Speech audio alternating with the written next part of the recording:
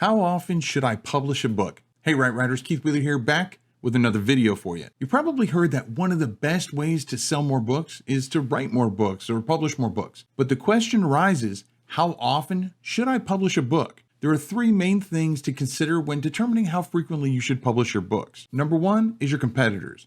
How frequently are the other authors or publishers in your niche publishing their books? You can find that out by finding the top authors in your niche that you can realistically compete with. So don't try to compare yourself to Stephen King, but find the top authors that you can compete with and search up their books on Amazon. How many did they publish last year? What about the year before? You can use that information to discern how frequently they're launching new books. So for example, if you're writing fantasy novels, then perhaps they're publishing one, maybe two books a year. While if you're creating children's books, well, maybe it's more like 5 or 6 books a year. That will give you a good idea of what their readers and your potential readers are used to. Number two is your process. Do you already have tons of stories written but not published yet? How long does it take you to come up with new ideas? How long does it take you to write the first draft? What about your editors, your cover designers, illustrators, etc.? How long will it take them to do the things they need to do and get them done and approved? These are all important questions because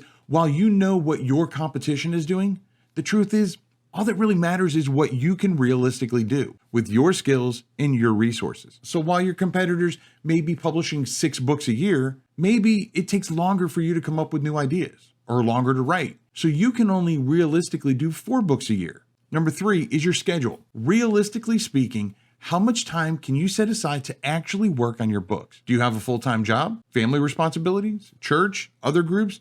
You get the idea. While isolating yourself for a few months to knock out a book is feasible once, this isn't something that is sustainable long-term. And if you're looking to make a career out of self-publishing books, you need to think of the long game. And because of that, consistency is key. Use the information you learned about your competitors as a gauge to what the market is used to. But you need to determine what you can realistically do and maintain based on your process, resources, and schedule. How frequently are you able to knock out a new book for the next 5 years or so? So while process-wise, you may be able to write 4 books a year, after considering your other obligations, maybe you realize that realistically, you can only publish 2 books a year, 1 every 6 months. Now you know what's realistically maintainable for you. The good news is that whatever that pace is, as long as you're consistent with it, your future fans will get used to your launch pattern and will anticipate when that next book is going to come out. Just think about the excitement that you get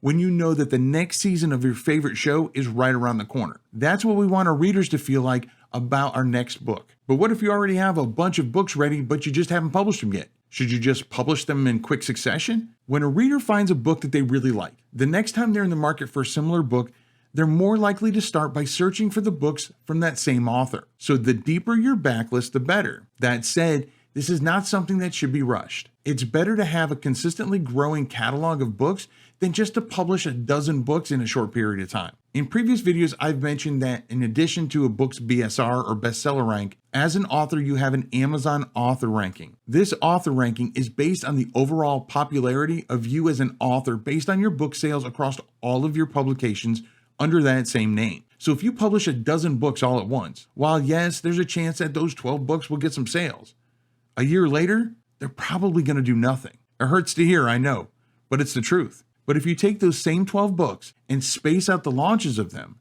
it can do so much more. Your author ranking will see a more consistent ranking trend instead of the drastic rise and falls of batch publishing. Also, in addition to your book's already existing audience waiting for your newest book, as each new book comes out, you have the potential of getting new readers because with every new launch, your book goes on the new release list on Amazon. Now, those new readers, when they're done with this book, can go back and read your other older books. Also, by spacing out the launches of those books, it buys you time to start working on your next book or books that will then be ready when the next opening comes. Again, this is why the key to long-term self-publishing success is not only publishing more books, but to be consistent with your book's release schedule. Even if you get done early, stay on schedule. So now that you know how often you should publish a book is really in your own hands, sit down and figure out what release schedule you can realistically maintain. Then I'd love it if you'd come back and let us know down in the comments what type of release schedule you plan to follow. This can act as a type of public declaration. You put it in writing, so now you got to stick to it, right? Now, have you ever thought about being traditionally published?